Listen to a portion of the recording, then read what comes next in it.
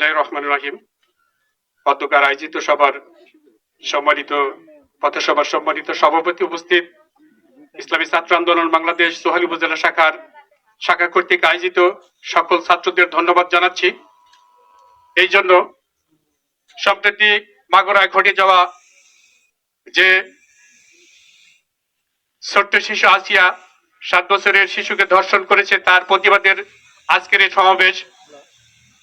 আমাদের প্রত্যেকেরই উচিত ছিল এই সমাবেশকে আরো বিক্ষোভ সমাবেশকে আরো সফল করা। কি কারণে? যদি আমার মেয়ে, যদি আমার বোন, যদি আমার নিজস্ব কোন আত্মীয় এরকম ধর্ষণের শিকার হতো, তাহলে আজকে আমার অবস্থা কেমন হতো?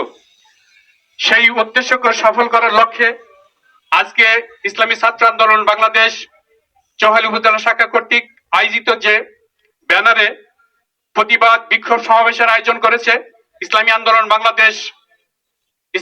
বাংলাদেশ চৌহালি উপজেলা শাখার পক্ষ থেকে তাদেরকে আবার অভিনন্দন এবং স্বাগতম জানাচ্ছি। কারণ প্রতিবাদ করার মতো সাহস ইসলামী ছাত্র আন্দোলন বাংলাদেশ আজকে যে সমাবেশ করেছে, বিক্ষোভ সমাবেশ করেছে, চৌহালি উপজেলার সকল স্তরের লোকজন অন্তত কিছু হলেও জানতে পেরেছে যে সম্প্রতি মাগুরায় যে 7 বছরের শিশুকে ধর্ষণ করা হয়েছে, সেই ধর্ষণের প্রতিবাদে আজকের এই সমাবেশের আয়োজক ছিলেন ইসলামী ছাত্র আন্দোলন বাংলাদেশ চৌহালি উপজেলা শাখা। ভাই এবং বন্ধুরা, আমরা ইতিপূর্বে অনেক বক্তব্য শুনেছি।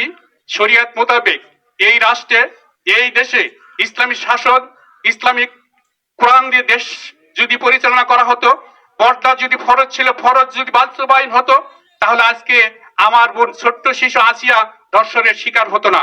কারণ আমরা সেই দিকে নজর দেই নাই। ভাই এবং বন্ধুরা, সকলকেই আমাদের পর্দা ফরজ করা হয়েছে।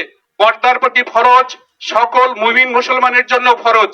তাই আমি সকল ভাইদের উদাত্ত আহ্বান জানাবো, যাতে আসিয়ার মতো এরকম আর কোন বোন যেন ধর্ষিত না হয়।